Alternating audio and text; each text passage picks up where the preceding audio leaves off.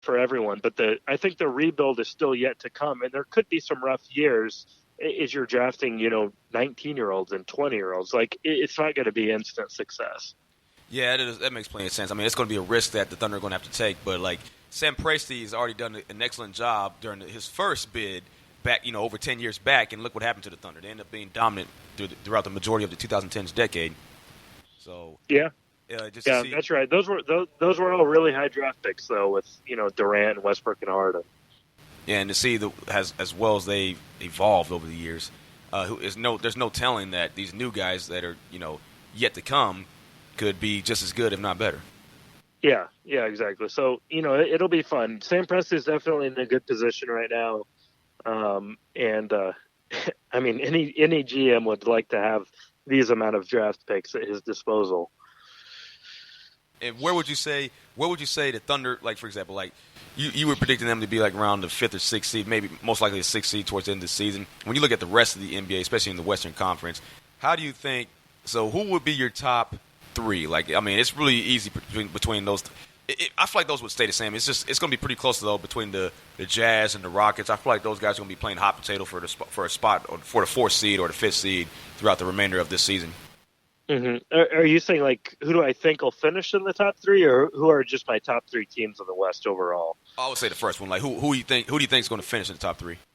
Yeah, I think the Lakers, just with the lead they have, will probably finish first. I think the Clippers, with the Reggie Jackson is a big addition on the buyout market, and then bringing in Marcus Morris, I think they'll finish second. And I actually like Utah and Denver are very close to me. I like them both a little bit more than I like Houston. So I would give Utah the slight edge for that 3 seed. That makes plenty of sense too, especially after. I mean, Houston right now, they've been 5-2 since they got rid of Clint Capella and Gerald Green and all that for in exchange for Robert Covington. They've been 5-2 so far, but it seems a little bit too promising for them. And then you look at their schedule; it could be, I would say, ideally difficult for them to maintain that type of pace for the rest of the season, knowing that they have like new guys on the team and not a dominant center like they had with Clint Capella. Yeah, it's all setting up for like fascinating matchups in the first round. Like, I mean, Denver and Houston could potentially be a 4-5 matchup, or you could have, Utah and Dallas a 3-6, and like those teams are all very close together, and you could have some really fun battles. Yeah, you really could. I'm looking forward to seeing that. And then another thing I was bringing up, just recently, this is on like a previous episode that I had, and I was talking about how the ratings like basically plummeted during the start of the season. I think the main reason why is because you see like all-star players like Kevin Durant that's not playing this year. Steph Curry's not playing this year. Klay Thompson's not playing this year.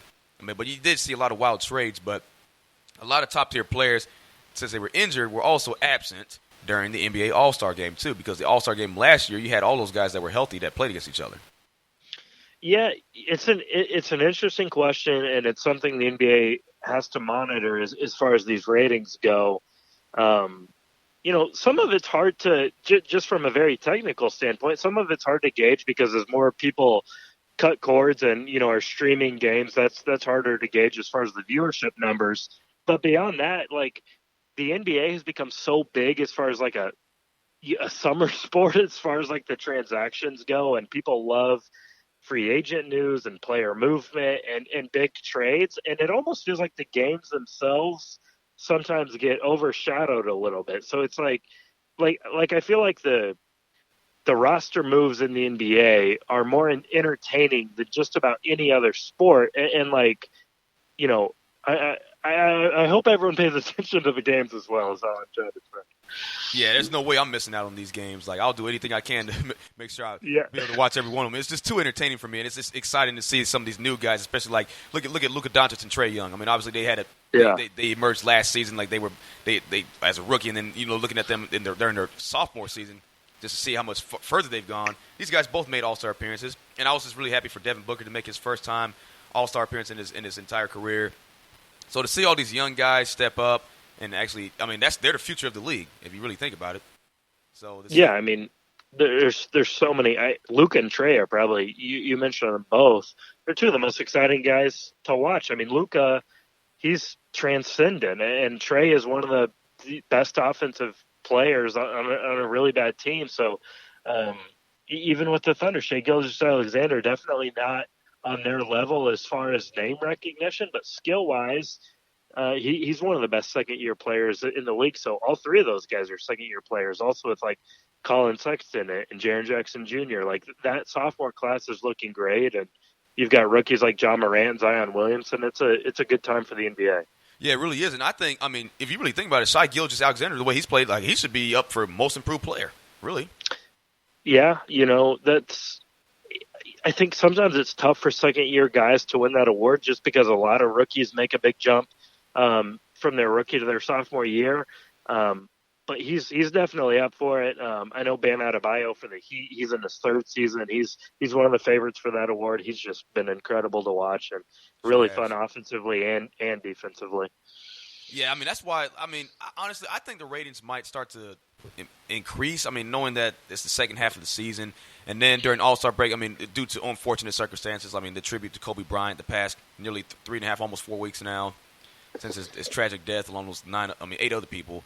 And it just seems like the NBA, it just pulled them together, and it seems like they're going to do whatever they can to make sure that, I mean, it's like a united league, seeing everybody, I mean, knowing that it's still very competitive, but just see everybody just come close together. I mean, tragedies do bring people together, and just to see, I feel like the ratings will start to increase now because I guess due to that unfortunate circumstance, it should be able to. I mean, even though there's a lot of players that are out this year that are superstars, this is basically, like you said, the time to shine for people like Trae Young, Bam Adebayo, Luka Doncic. I mean, there's so many of them, and then to see Kristaps Porzingis playing with Luka Doncic this year.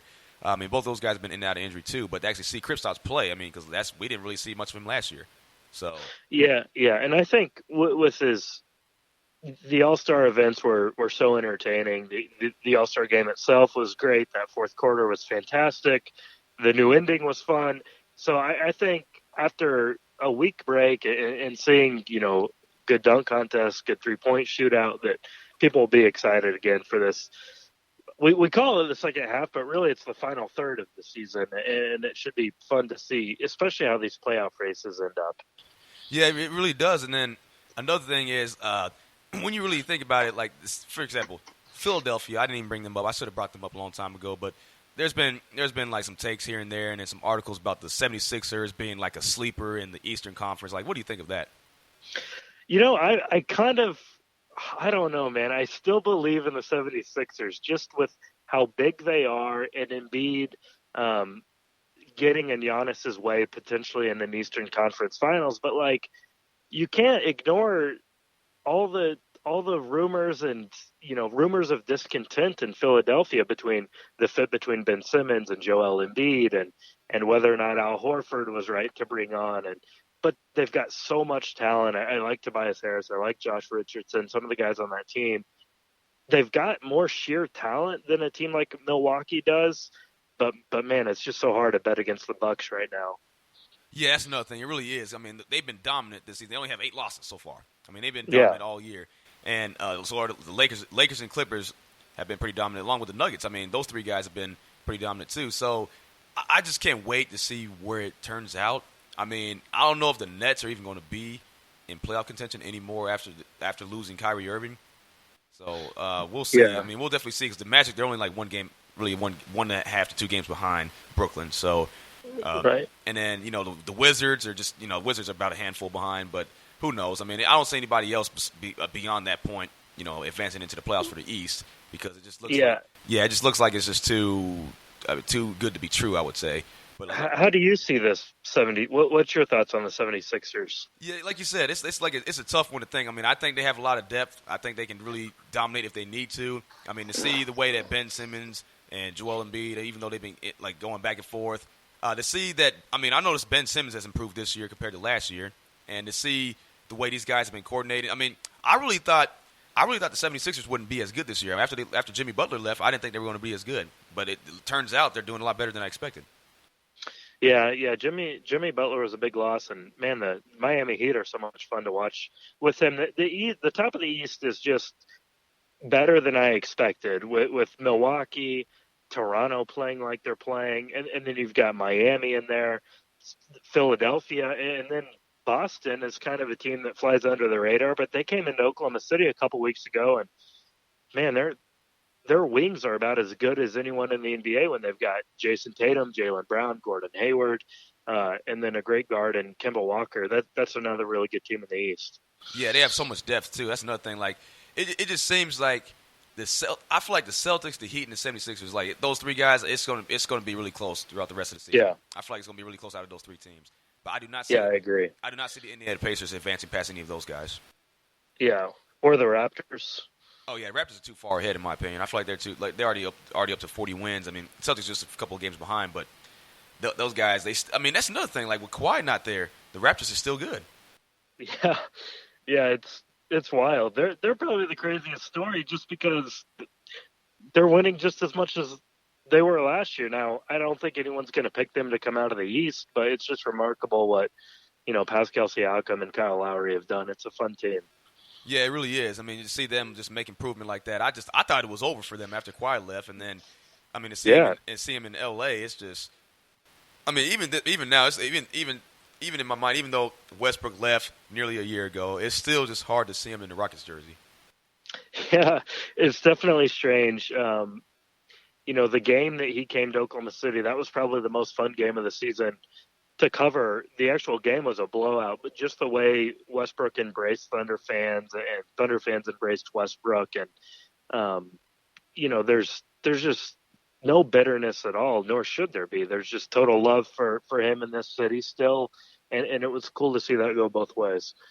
It really was. I mean, and plus, like there should be really, like, I would be really surprised if somebody was bitter that he left. I mean, he put in his time. He was there for 11 seasons. Oh yeah, he was the star who stayed. Yeah, he really was, and then he stuck. Yeah, like you said, he stuck it out until the end. And I mean, when Kevin Durant left and James Harden left a long time ago, but the thing about James Harden was he didn't really want to. He didn't really have a choice at that point. So, but at the same time, like Harden's been in Houston longer than he's been in Oklahoma City, so he's pretty much mainly a Rocket. I mean, if you really think about it, it's like a faded memory knowing that he played for Oklahoma City. I mean, to me, it's not because I'm a true NBA fan and especially Thunder fan. So just to see him there, I still can see him. Like sometimes I'll still have like flashbacks of him playing as one of the best six men in the league at one point. Are you having even more flashbacks now that the Rockets have added, Jeff Green and that Tavo Cephalosha's on that roster? So they got a lot of former Thunder players. Yeah, it's like it's 2011 all over again, huh? Yeah. Just to see how both teams. I mean, it's pretty identical if you really look at the Rockets, Thunder, and Mavs. Like it's pretty identical out of all three of those guys. Like, it's really hard to say who's going to come out on top. And then the Mavericks, and the crazy thing about the Mavs is like they haven't been 100% healthy this whole time. Yeah, their top players have been in and out of injury. Like it's like they're taking turns. Yeah, I think the Mavericks and the Rockets both have higher ceilings than the Thunder. I think there's just more talent there. But you can't discount the way the Thunder's just played as a team. But I'd be a little surprised if the Thunder finished ahead of either of those teams. The one caveat is, like you said, injuries. Whether it's Porzingis or Luka Doncic, those guys have both been banged up a little bit. So, if Luka Doncic missed an extended period of time, like the Mavericks aren't anywhere near what their level is with him. Oh yeah, they desperately need that guy because Kristaps obviously can't do it by himself, and then they also have a young roster as well if you really think about it. Yeah, that's so, right. Yeah, and then I mean, it's insane. I really thought the Trailblazers. Honestly, I thought the Trailblazers would have been in the top six. I predicted them to be in the top six during the preseason, and just to see where they're at right now, it just really, I mean, it surprised me. I'm not gonna lie, it really surprised me. Yeah, I mean, I think a lot of people had that prediction. They've also gone through a ton of injuries with Nurkic missing all this time, and CJ McCollum missed a lot of time. Damian Lillard's been fantastic. He's tried to will them to a few wins, but just doing that schedule piece, they have the second easiest schedule in the West to finish out, and like I said, the Grizzlies have the toughest. So those two teams could meet in the middle, and I think Portland could still make a run at that 8th seed. Yeah, I mean, then, like you said, like it's going to be pretty close out of them and the Grizzlies, and then really. So now the team that really didn't surprise me at all. I mean, obviously, I'm just going to throw out the Lakers and the Clippers. I'm throwing them out of the window because everybody knew that they were going to be dominant. But like when you look at the Utah Jazz, that's another team that I expected to be dominant.